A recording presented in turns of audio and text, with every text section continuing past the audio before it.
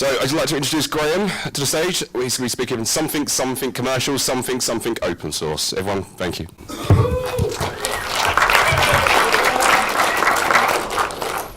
So good afternoon, everybody. This talk was left deliberately vague because I didn't really know how to phrase it. So there we go. For those who didn't already know me, my name's Graham, and I work as a systems engineer at Airbnb. And I used to live here, but I recently moved over to another country and left one shit show for another. So yeah. I think if I imagine you're on got a job on Fox News, so you're not going to just stay for too long. Okay, great. Don't watch TV. Tomorrow night, a few of us are going for a curry in Brick Lane, as David mentioned this morning. If anyone wants to join us, please let me know via this form, because otherwise I won't be able to book a maybe table for like 100 people or whatever. So I know it's getting towards the end of the day, but could everyone please stand up? I know it's boring.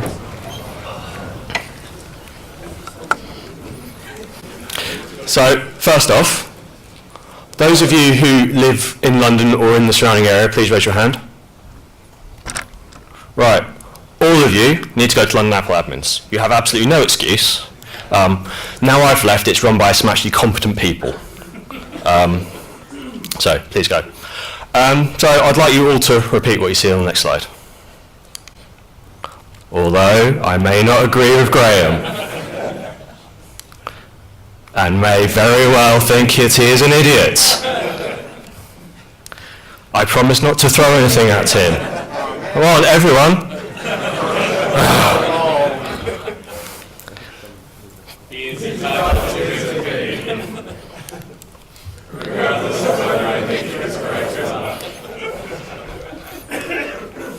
If for some reason I think he is wrong, I will tell him above after arriving in the car. Thank you. All right. You can sit down then. So I put so much effort into this talk. I have Photoshop stuff. I have even used iMovie. So please behold my amazing creation.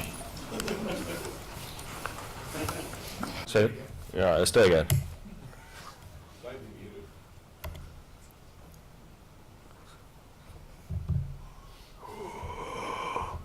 This is not going to be worth it at all.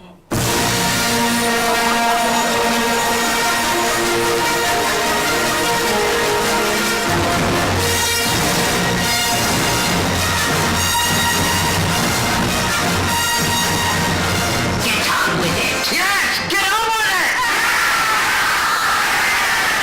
Yeah, it totally was not worth it, was it? Alright, so before we crack on with things, we kind of need to go back a little while and take a look at how things used to be at Airbnb. A few years ago, the IT organisation was a complete shambles. We were underfunded, understaffed. We used a popular all-in-one map management tool that was originally installed by network engineers, and it was continuing to be supported by contractors. Things were a bit shit, to be honest. But things got better. We finally hired someone to manage all this stuff. His interests included drinking blue milk, shooting one perhaps in his T16, and finding out his killer's father was actually his father. To be honest, he wasn't having the best time ever, though. There was a lot of legacy code on our JSS. There are plenty of things being scripted that we really should be using a profile for. For example, there was this script that generated the profile for the Wi-Fi locally on the machine, and said product may have its flaws, but configuring Wi-Fi is one of the things it can do. I have no idea why they did it for MDM. And there was obviously a load of code in there from said contractors where it wasn't written specifically for us. It didn't really fit the needs of our business. And the tool we were using really sucked at managing software. It was painful for us, and it was an even worse experience for our users. So basically nothing was ever updated. And we were promised patch management for quite some time, years really, but it didn't arrive. Well, it didn't arrive in time for us. As an aside, I hate the term patch management. That implies you're just sort of papering over the cracks in the wall. We're updating software. We're not like doing a bodge job here. It's not a patch. And because the product we were using made us copy and paste any code we wanted to run on our endpoints into a web page, we couldn't be sure that what we were running on our endpoints was actually what was committed into Git. So overall, the processes were very manual. If you made a change to the config on the endpoints, you needed to document it manually in a wiki, which basically meant it never happened.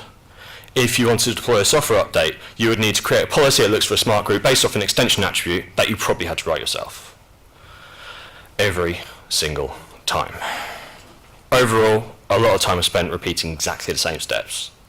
Our lives are difficult enough without busy work. I'd rather spend my life doing more interesting things.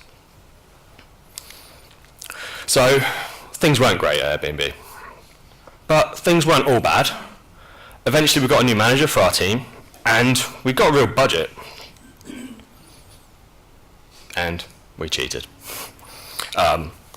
So then came along our second, sorry, that was the wrong one.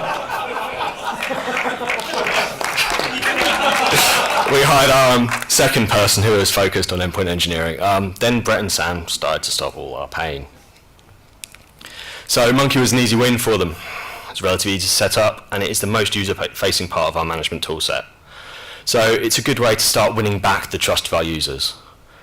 At this point, they also try not to add any more config to the old tool. Even though Monkey isn't a config management tool, and I don't think it should be used as such, it is easier to get things in a more idempotent-like way than our old tool.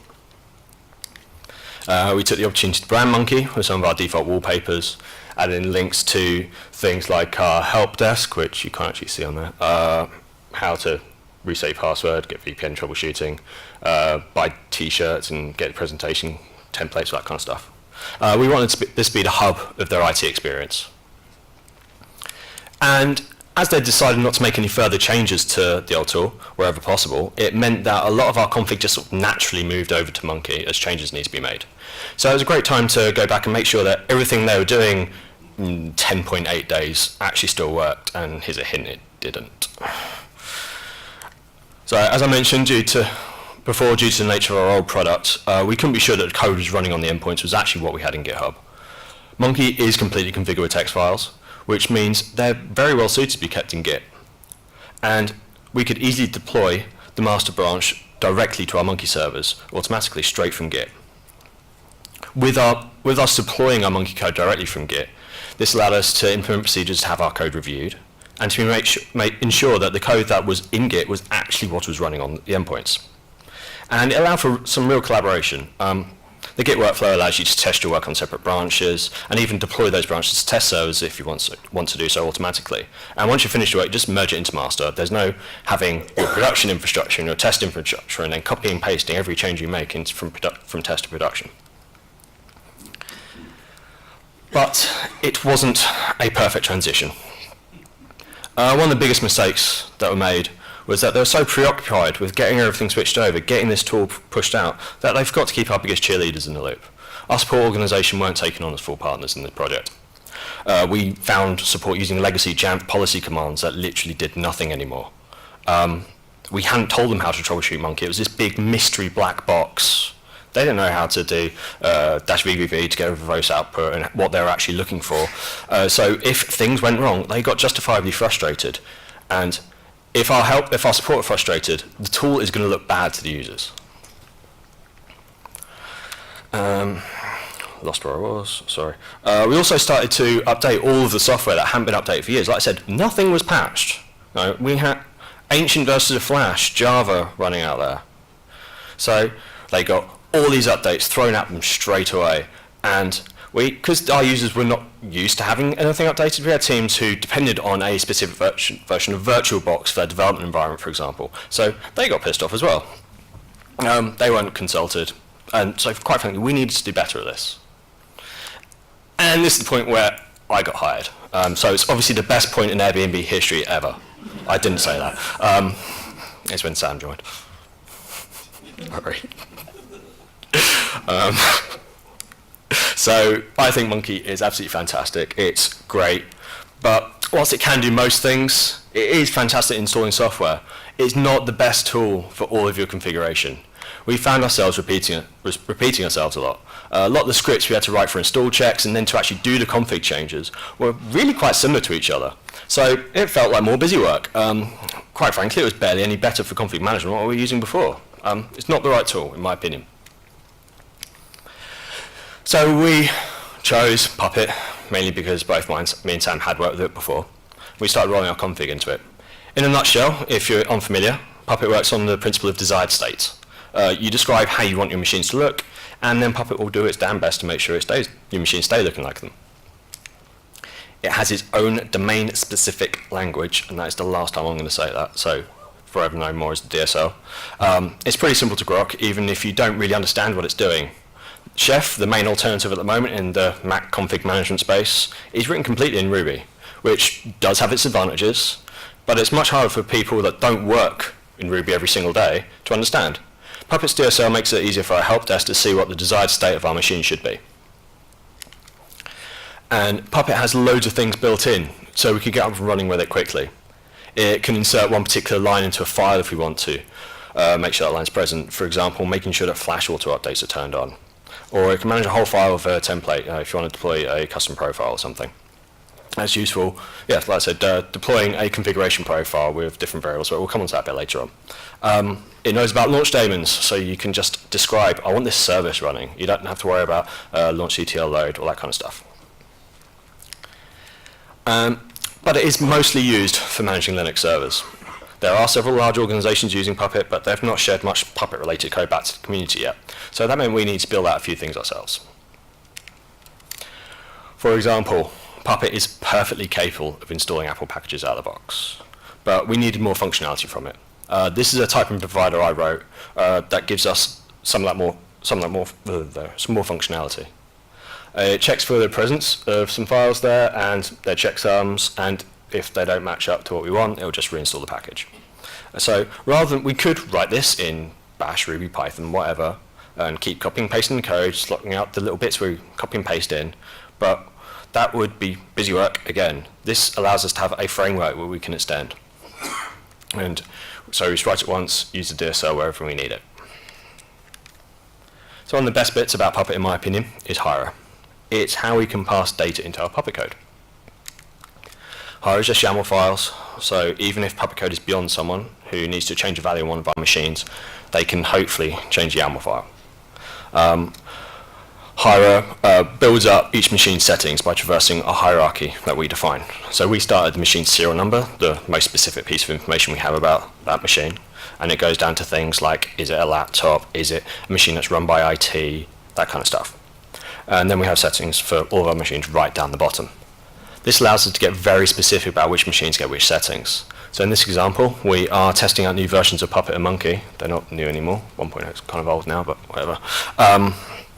Our IT machines before we start rolling out to the rest of our fleet. And another good example is what we call our on-air machines. They're the department that does all the streaming and events, and they also look after all the laptops that these presentations are given on. So that for some reason they decided they want Monkey popping up when the CEO is launching a new product or something. I have no idea why they'd want to be told to update Chrome whilst he's in the middle of doing something. Seems ridiculous to me. However, if we're deploying our profiles with just Monkey or even our previous tool, we would need to deploy two completely different profiles. And even though most of the settings are identical, Puppet will allow us to dynamically generate our profiles based on the data that we have in our YAML files. So this is the Hira config for one of those machines that gives the presentations, and as it's going to get the rest of its config from further down in the hierarchy, we don't need to bother overriding them. It just takes that and layered us into the rest of the values. But this time we wanted to roll out this tool right. We knew the bar to contribute into Puppet was reasonably high, because there isn't a GUI. It's text files, it's Git, it's all that kind of stuff. We also knew that we wouldn't be able to be gatekeepers for every single change we made. We wanted to include the members of our support team who wanted to get involved in changes as much as we possibly could. We documented this quite well. We provided training on it on Git and GitHub. Some of them stopped at making changes through the web GUI, just changing a true or a false somewhere, and that's fine. But some of them have gone on to cloning, branching, the whole thing. And as an aside, realise this. I was talking to someone, I don't have a slide for it, but because our code is in Git, we have two GitHub Enterprises, one for IT, and we have one which the whole company can access. Our code is on the one that everyone can access. We, as you know, we're supposed to be hosting this kind of thing, so we're very open. We want our engineers to trust what we're doing. We don't run a black box. If our engineers want to know what we are doing to their laptops, they can go and see it. Who here supports engineers, developers, that kind of stuff? Right. Are they obsessed about every single CPU cycle on their machine? Yeah. So they can't blame me for this now. All right, so one of the few important tasks that the JSS still performed at this point was 5-volt key escrow. We kept finding the keys stored there weren't always accurate though. Where users were encrypting without doing something weird, where the keys not escrowed correctly, don't know, but it wasn't working for us. But more worryingly, there's not an easy way to pull out a list of people who've actually accessed the keys, and there was no method to require approval for key access, so one person could go and get the 5-volt key for the CEO's laptop without any approval. That scares me quite a lot. So Crypt is an authorization plugin, so it runs during the login process. It'll it'll actually stop the users from logging in if 5-volt's not enabled. It's very simple, and it's pretty straightforward to support. The web interface for it, for the admin tool, is relatively simple too, but we didn't take it for granted. We continue to document the shit out of our processes for getting a key out. This is not me being altruistic. For those of you who know me, that's probably not the word you'd use to describe me. I just didn't want a phone call at 3 in the morning if someone needed help getting a key out. So, I know, imaging's dead. We're supposed to be using DP. Blah, blah, blah, blah, blah. So, with our old tool, the guys doing the imaging needs to do a few things. They had to log into the imaging tool, they had to choose what's the closest server for them so they could get the images in a reasonably timely manner. Then they had to choose the workflow. And then when the image was laid down, it rebooted, it started doing its first boot task, and they had absolutely no feedback on what was happening. Something is happening. It might take 30 seconds, it might take 30 minutes, who knows. So, to start fixing this, first thing we did was change our imaging tool. It's probably no surprise that we moved to a tool I wrote, it's called Imager. We chose it because it allowed us to A, keep our imaging configuration in Git, start to see a pattern happening here, and B, it dramatically simplified our server infrastructure. Our primary imaging server isn't a server at all, it's an S3 bucket. So as I mentioned, Airbnb has several core values, and one of those is simplify. So the old solution was ridiculously complicated, and it was prone to a load of errors. Our techs were getting justifiably rather annoyed with it. So we thought we could make this much better for everyone. Previously, imaging happened on a privileged network. If you got onto that network, you got an Airbnb Mac. It did not matter. This meant a couple of things. We had a reasonably large security hole. If someone managed to plug into this network, which is obviously supposed to be kept behind a locked door, but real life does actually happen, they got one of our machines. It was also pretty inconvenient for people doing the imaging. They could only deploy the machines where we had actual imaging infrastructure, and this was clearly a bit rubbish. If you want to deploy a machine in a country where we can't have physical infrastructure, like China, you up the creek, got no choice. So we already had an inventory tool that knew all about our machines. So we might as well use it. Our imaging process is pretty much we just lay down a basic OS. We do preload a few bigger apps, but we'll get into that a bit later. And then it installs and runs Puppet. And Puppet does everything else. So it's really straightforward to get Puppet to check our inventory tool to make sure this is actually one of our machines. And then we can just let the machine get the configuration. The important part here is that nothing will happen on the machine until we have confirmed it is one of our machines, it's in inventory.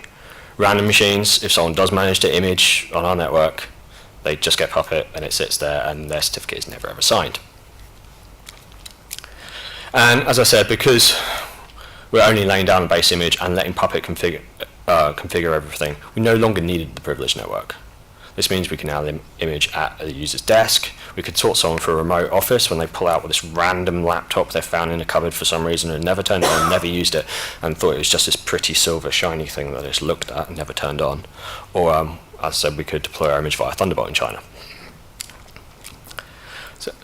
So as I said, for our previous tool, the person doing the imaging needed to select where they want to pull the images from. This is clearly a complete waste of time. The computer knows what the IP address is. We know what subnets have local servers on, which don't. So we can cut out this busy work and let the computer decide where it should get its images from. And cutting out a couple of clicks probably doesn't sound like much, but when it comes in hypergrowth and you're shifting a metric buttload of machines every single week, every second you shave off the imaging time actually counts. And it wasn't just a few seconds we ended up shaving off imaging.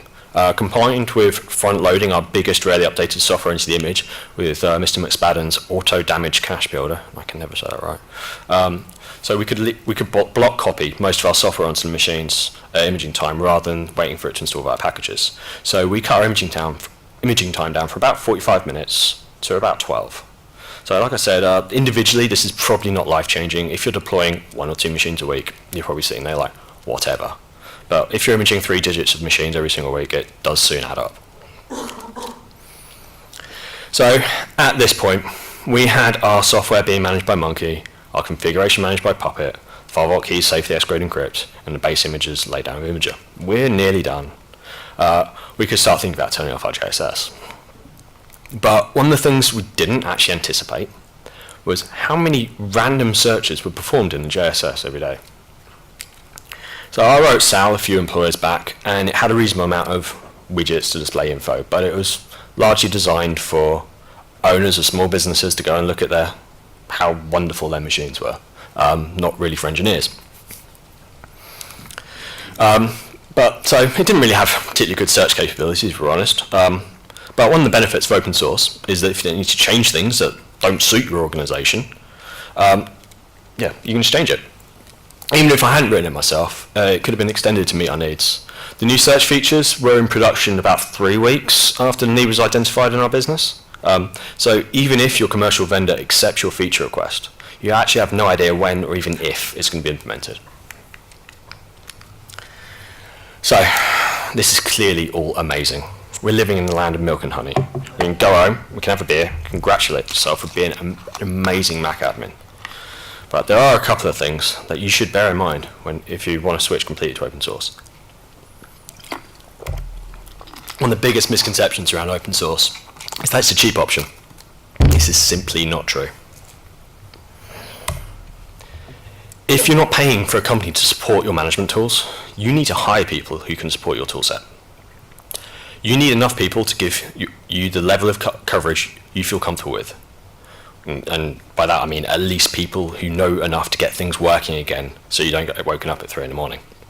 If you're a small organization with mostly on one time zone, you being the solitary admin might be fine for you. If it's a larger organization, you might want to have more availability around the world to support people working completely different times to you. And with open source, the buck ultimately does stop with you. Not all organizations are happy with that. Not all admins will have enough confidence in their own ability to do that. They may want a support contract. Obviously, Puppet Enterprise is available. There are people who will provide professional Monkey support. I'm sure AMSYS will if you offer them money. My former employer will as well. At the end of the day, no one is going to do this for you. There are no jump starts with open source. You are doing this by yourself. You will need to put in a lot of work into your training, documentation, and potentially building out integrations to connect all your tools to replace your former suite that did everything sort of okay.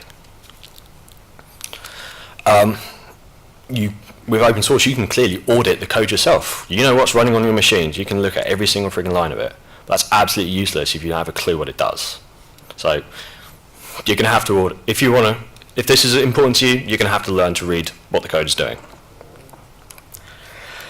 So with our current tool set, we are missing some of the things that we used to have for a roll tool. You'll notice I have not spoken about MDM at all. This means we do not have DEP. This is inconvenient, but imaging is clearly a lot quicker. The majority of our users will be given their computer at one of our offices, so the machines will be physically touched by IT. At this point, we are deciding whose time is more valuable, ITs or our end users. Waiting for the DP process is a pretty crappy experience for the end users, in my opinion. I care about our users' time, so having their computer ready for use when they first open it is a much better experience, in my opinion. Please don't throw things at me, you all promise not to. And obviously, imaging is going to be dead soon, so this will be more important. We miss out on remote wipe, but we use Map Destroy from Google, so we basically get the same thing. And finally, we miss out on VPP and managed distribution, and I literally don't care. It's not useful to us. Very little of the software we deploy is actually available in the App Store. So there you go. But obviously, it's not all doom and gloom. We did this for a reason. We did get some good things out of it. Our machines are configured based on their actual state, not the state a server thinks they are in. We can say with confidence what state our machines are in now, not what packages the JSS thinks it's installed.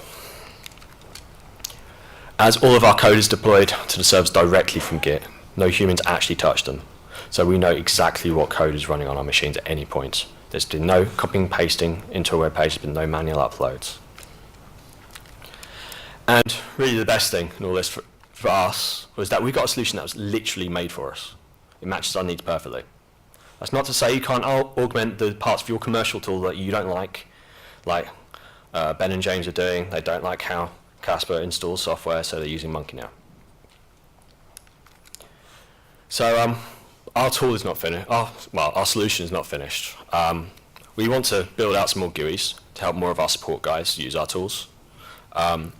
We want to allow them to be able to make safe choices when configuring the machines. So a set of options is the common stuff you need to do if you're not comfortable with going through Git and GitHub, etc. We are also looking at adding an MDM into the mix because obviously we're going to need it damn soon. So we're looking at both open source and commercial tools for this because once again, open source can be horrifically expensive if you actually value your time. And our current MDM needs are pretty simple. So this was deliberately quick. Does anyone have any questions? You mentioned earlier about using configuration profiles, and then you said, "Oh, I'll come on to that later." Can you, in theory, generate your own configuration profiles, thereby kind of making your own MDM of sorts in terms of checking in for updated configuration profiles? Okay, so Puppet, there is a profiles module for Puppet, which a employee or former employee of Puppet Labs wrote, and Sam now maintains it, which literally does install profiles. Profiles don't equal MDM. MDM is just the way that profiles are delivered. You can install profiles locally. You can use a package to install profiles. You can use Monkey to install profiles. Yes, so in answer to your question, yes, we can dynamically generate our profiles on the machine with Puppet and then install them locally. And when they get updated, it will just get reinstalled. So therefore updating the profile. Or we can say we want this profile gone and then remove it. Hope that answers your question in a roundabout way. Have we got any more? All the stuff that is in the App Store you're deploying, you just deploy via Monkey with the NS stuff? That's only. Users want Keynote and Pages and stuff. That's literally the only thing we worry about. Yeah, is Keynote. We obviously use it for presentations. You capture it of a machine and then package and ship. Yeah, you can update it through the App Store. They're all admins anyway, so anyone else? There's your GitHub for Puppet stuff.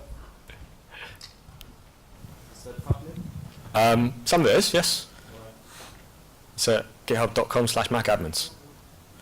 And yeah.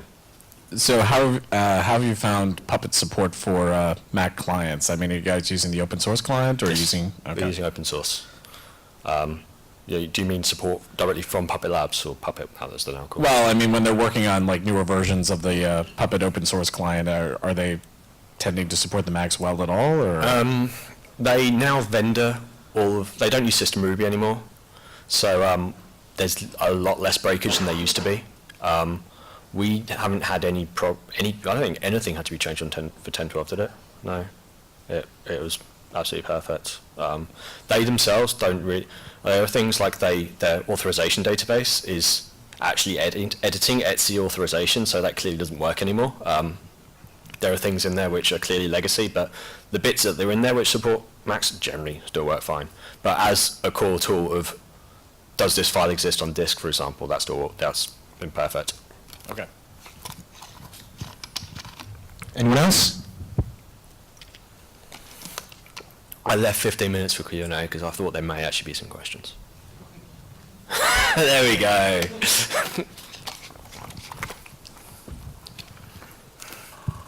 So are you hosting your Monkey repo purely in Amazon, or have you got local ones in local offices as sort of distribution point style We thing? utilize CloudFront, so no, Purely it's cloud. purely in Amazon.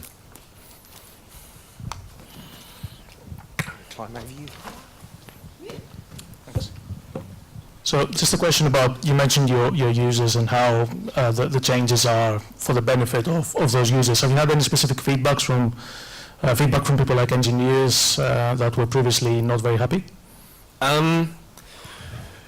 Before, our users weren't, I wouldn't say they're unhappy because the old tool didn't really do anything.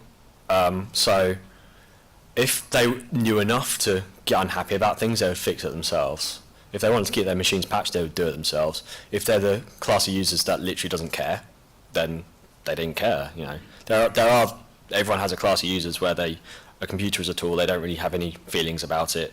As long as Chrome opens, they're happy. Yeah. So yeah,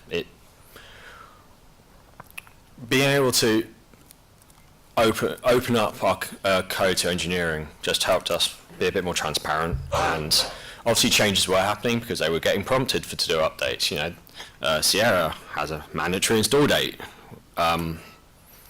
Being able to show them why we're doing these sort of things and what else is running the machine, it just eliminates any, well, IT is making my computer crash.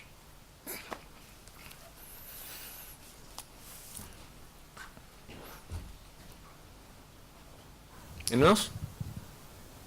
Yeah, man. At the back. Thanks.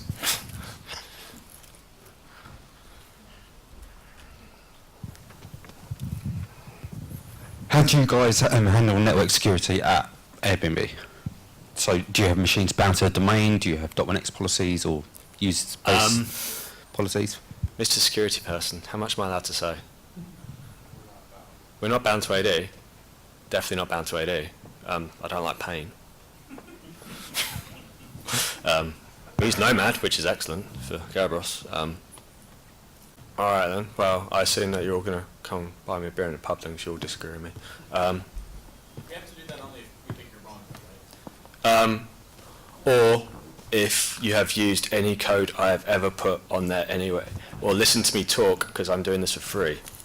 Boom. All right.